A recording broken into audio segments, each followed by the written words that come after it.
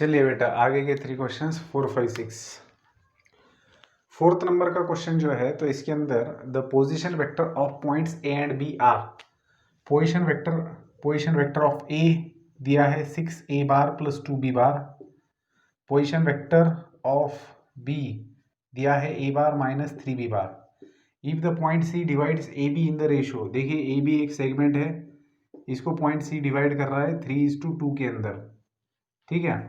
तो आपको ये दिखाना है कि सी का जो पोजीशन वेक्टर है वो इस प्रकार से आएगा। ये तो बिल्कुल ही सिंपल था, है ना।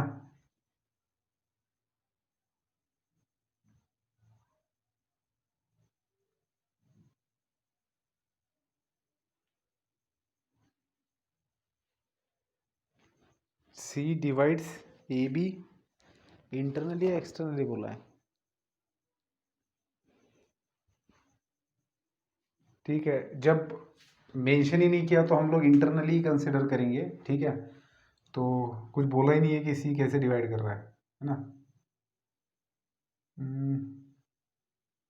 ठीक है, चलिए 3:2 में डिवाइड कर रहा है। अब बेटा हाँ,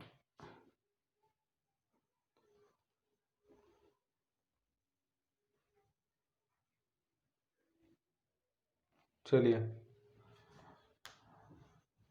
तो इंटरनली डिवाइड कर रहा है सी, तो सी का पोजीशन वेक्टर मान लेते हैं सी बार, ठीक है ना। And this is equals to 3b bar plus 2a bar divided by 3+2। अब b बार का मतलब देखिए, मैं यहाँ पर b बार बेसिकली इसके अंदर यूज किया गया है यहाँ पर, इसलिए b बार और a बार लिखना सही नहीं होगा। 3 times position vector of b, ठीक है ना, इतना तो हम लोग समझते हैं। 3 times position vector of b plus 2 times position vector of a divided by this. So 3 times position vector of b क्या है, a bar minus 3b bar plus 2 times position vector of a क्या है 6a bar plus 2b bar and divided by 3+2 that is 5। अब इसको calculate करना है, 3a bar plus 12a bar that is 15a bar minus 9b bar plus 4, तो ये बन जाएगा माइनस 5b बार। तो 5 को सेपरेट करना है तो ये कैंसिल हो जाएगा, तो बचेगा क्या 3a बार माइनस b बार। तो ये बन गया आपका सी बार का पोजीशन वेक्टर जो हमें प्रूव करना था, ठीक है। तो सिंपल एग्जांपल था। क्वेश्चन नंबर 5 की तरफ बढ़ेंगे। क्वेश्चन नंबर 5 के अंदर क्या किया है, prove that the line segment joining the mid points of the adjacent sides of a quadrilateral form a parallelogram. तो आपको कोई भी एक क्वाड्रिलेटरल लेना है, जैसे मर्जी ले लो आप क्वाड्रिलेटरल, ठीक है ना। कोई पर्टिकुलर शेप का हो या फिर कोई पर्टिकुलर टाइप का क्वाड्रिलेटरल हो, ऐसी जरूरत नहीं है, कोई भी एक क्वाड्रिलेटरल चाहिए आपको और इसके एडजेसेंट साइड्स के मिड पॉइंट को जोड़ने वाली सेगमेंट ड्रॉ करनी है। तो ये एडजेसेंट साइड्स मतलब सभी के मिड पॉइंट्स लेंगे और इनको ज्वाइन कर देंगे, तो जो फिगर बनता है वो पैरेललोग्राम होता है, ऐसे उनका कहना है। तो मान लेते हैं कि ए बी सी और डी ये आपके कोई भी एक क्वाड्रिलेटरल है and P Q R S ये आपके मिड पॉइंट्स को ज्वाइन किया गया क्वाड्रिलेटरल है। तो हमें प्रूव करना है कि पी क्यू आर एस ये पैरेललोग्राम है। अब पैरेललोग्राम के बारे में आपको पता है कि जब हम इन जनरल पैरेललोग्राम की बात करते हैं तब उनके अपोजिट साइड्स कॉन्ग्रुएंट होते हैं और पैरेलल भी होते हैं। तो हमें यहाँ पर क्या करना पड़ेगा, क्योंकि हम लोग वेक्टर से डील कर रहे हैं तो हमें ऑपोजिट साइड्स को एज ए वेक्टर कंसिडर करके अगर हम इक्वल वेक्टर बता देते तो बात खत्म हो जाएगी, क्योंकि इक्वल वेक्टर में डायरेक्शन जो होती है वो पैरेलल होती है और मैग्नीट्यूड सेम होता है। तो अभी अगर हमें इसको पैरेललोग्राम बताना है तो मान लीजिए कि अगर मैं पी क्यू बार लेता हूँ तो this is equal to S R bar मुझे बताना है, ठीक है। तो मेरा टारगेट क्या है, पी क्यू बार को मुझे एस आर बार बताना है। तो पी क्यू बार को मैं क्या लिख सकता हूँ in terms of position vector, अगर बात करेंगे तो क्यू बार माइनस पी बार लिख सकता हूँ, सही है ना। लेकिन क्यू बार क्या है, क्यू बार इज द, पहले तो हम लोग सब लिख देंगे, जब बोर्ड के अंदर पूछेंगे तो let P Q R S, let P bar Q bar small, P bar Q bar R bar S bar be the position vectors, then A bar B bar C bar D bar small वाला बोल रहा हूँ मैं, these are the position vectors of points A B C D respectively with respect to some point O वगैरह वगैरह। तो ये सारी चीज़ें आपको पता है। तो P Q bar is nothing but Q bar minus P बार, लेकिन क्यू बार को क्या लिख सकते हो आप, क्योंकि ये मिड पॉइंट है बी सी का तो इसको इंटरनली डिवाइड कर रहा है, तो सेक्शन फॉर्मूला यूज कीजिए, उससे आप लिख सकते हो B bar plus C bar divided by 2। Minus P bar को क्या लिख सकते हो, ये भी मिड पॉइंट है ए बी का, सो इसके लिए आप लिखेंगे A bar plus B bar divided by 2। अब यहाँ पर याद रखना, ये तो मैं आपको समझाने के लिए 2 स्टेप में इसका आंसर ला रहा हूँ, लेकिन बोर्ड में पूछेंगे तो 3 एक मार्क के लिए पूछेंगे, तो सब अच्छे से लिखना है आपको, ठीक है ना। तो जो भी मैंने कहा है वो सब वर्डिंग में आना चाहिए। इसको फाइनल बनाते, दोनों का डिनोमिनेटर सेम है, एक ही बार लिया, बी बार प्लस सी बार है, नेगेटिव से मल्टीप्लाई किया minus A bar minus B bar, तो बी बार कैंसिल हो गया, बचा क्या C bar minus A bar divided by 2, ठीक है। तो इसका मतलब क्या बनता है, P Q bar is equal to ये आया है, और कुछ मतलब नहीं बनता। अब बात करेंगे एस आर बार की, यहाँ पर ध्यान में रखना, अगर पी क्यू बार ले रहे हो तो इसका मतलब है कि डायरेक्शन इस ये वाली डायरेक्शन है, तो एस आर बार ही लेना, ठीक है ना। आर एस बार लेंगे तो डायरेक्शन अपोजिट हो जाएगी, तो कभी जिंदगी में इसको इक्वल नहीं बता पाओगे। मतलब आ सकता है नेगेटिव साइन आ जाएगा, फिर आपको पॉजिटिव बनाना पड़ेगा, फिर वगैरह वगैरह, लेकिन उससे अच्छा है कि आप साइन सेम दे दो। अब बात करेंगे एस आर बार की, तो एस आर बार क्या है, आर बार माइनस एस बार, इसको लिख दिया इसकी पोजीशन वेक्टर के फॉर्म में। अब आर बार क्या है, आर है mid point of C D, तो आर बार को आप लिख सकते हो C bar plus D bar divided by 2 bar, minus S bar को आप लिख सकते हो A bar plus D bar divided by 2। So 2 को आपने एक ही बार ले लिया, so D bar will get cancel, तो बचेगा सी bar minus A bar by 2। अब जरा इसको और इसको देखिए, दोनों का राइट हैंड साइड सेम है, तो इसका मतलब क्या होता है, इसका मतलब होता है कि P Q bar is equal to S R bar, और अगर दो वेक्टर्स इक्वल होते हैं तो उसका मतलब होता है कि उनका मैग्नीट्यूड सेम है, ठीक है, और उनका डायरेक्शन भी सेम है। तो ये बताता है कि ये P Q R S parallelogram है। जैसे हम लोगों ने इन दो वेक्टर्स को इक्वल बताया, सिमिलरली कह के हम इन दोनों को भी इक्वल बता सकते हैं। तो ये होने के बाद लिखेंगे similarly P S bar is equal to Q R bar. अब पी एस बार लिख रहे हो तो आर क्यू बार मत लिखना, क्यू आर बार ही लिखना, डायरेक्शन इंपॉर्टेंट है क्योंकि वेक्टर से डील कर रहे हैं, ठीक है। तो इस प्रकार से हम लोगों ने दिखा दिया कि कैसे वो पैरेललोग्राम आते हैं, लिखना ढंग से होगा अगर बोर्ड में पूछेंगे। बात करते हैं क्वेश्चन नंबर 6 की। क्वेश्चन नंबर 6 के अंदर क्या है पूछा हुआ, D and E divides side B C and C A of a triangle A B C in the ratio 2:3। चलिए एक ट्राइंगल निकाला जाए ए बी सी। अब D and E are the 2 points which divide sides B C and C A, B C and C A in the ratio 2:3, ठीक है। 2 यहाँ पर आएगा, 3 यहाँ पर आएगा, पॉइंट डी।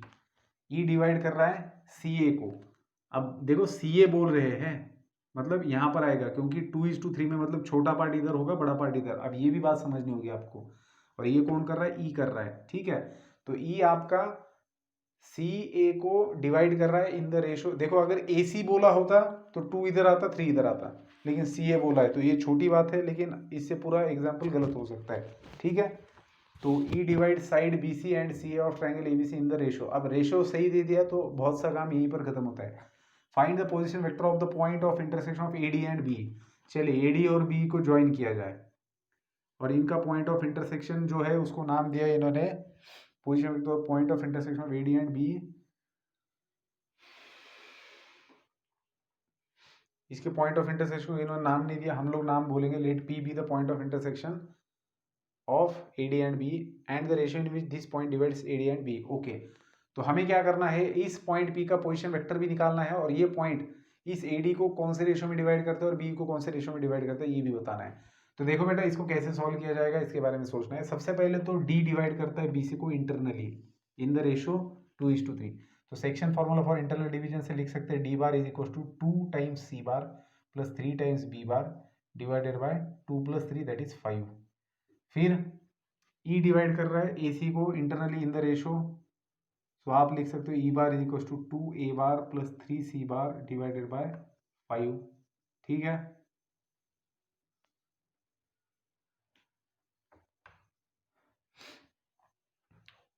अब इसको अगर मैं इधर लेके जाऊंगा तो 5d bar is equal to 2c bar plus 3b bar दिख रहा है। इसको अगर मैं इधर ले जाता हूं तो मुझे मिलेगा 2a bar plus 3c bar, that is 5d bar minus 3b bar is equal to 2c bar, 5e bar minus 2a bar is equal to 3c bar. मैं ऐसे क्यों कर रहा हूँ मैं आपको 2-3 स्टेप के बाद में बता देता हूँ। देखिए यहाँ पर 2c बार है 3c बार है, इसको मैं 3 से मल्टीप्लाई करता हूँ, इसको 2 से मल्टीप्लाई करता हूँ, मैग्नीट्यूड स्केलर मल्टीप्लीकेशन ठीक है ना। तो इसको अगर मैं कितने से मल्टीप्लाई कर रहा हूँ, 3 से, तो ये बन जाएगा इधर का पूरे वेक्टर को 3 से, पूरे इक्वेशन को 3 से मल्टीप्लाई करूँगा तो 15d bar minus 9b bar is equal to 6c बार। अब ये तो आपको पता है कि किसी भी वेक्टर को स्केलर से मल्टीप्लाई किया जा सकता है। इधर 6c बार लाना है तो 2 से मल्टीप्लाई करेंगे 10e बार माइनस 4a बार इज इक्वल टू 6c बार। अब इस दोनों इक्वेशन में राइट हैंड साइड सेम है तो ये इंप्लाई करेगा कि इनका लेफ्ट हैंड साइड भी सेम होना चाहिए। ठीक है, तो आप लोग इसको लिख सकते हो 15d बार माइनस 9b बार, ठीक है, which is equal to 10e बार माइनस 4a बार। ये आपने लिख दिया। अभी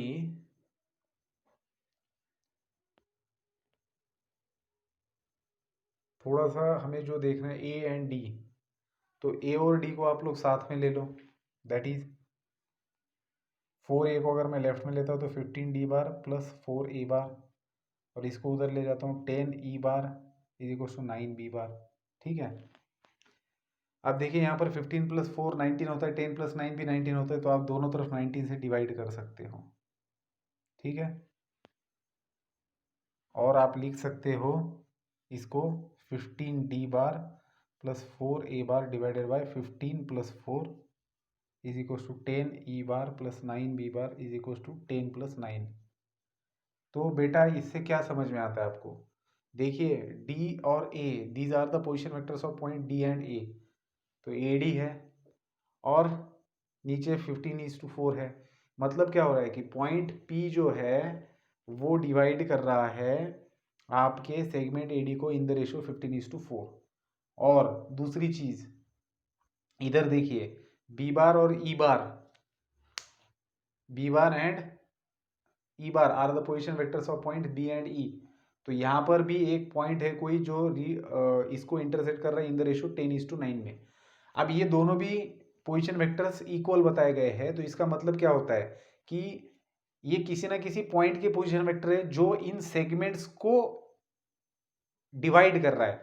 मतलब ये पोजीशन वेक्टर है किसी ऐसे पॉइंट का जो सेगमेंट ए डी को डिवाइड कर रहा है, और ये पोजीशन वेक्टर है किसी ऐसे सेगमेंट का जो सेगमेंट बी को डिवाइड कर रहा है। इससे हमें क्या समझ में आता है?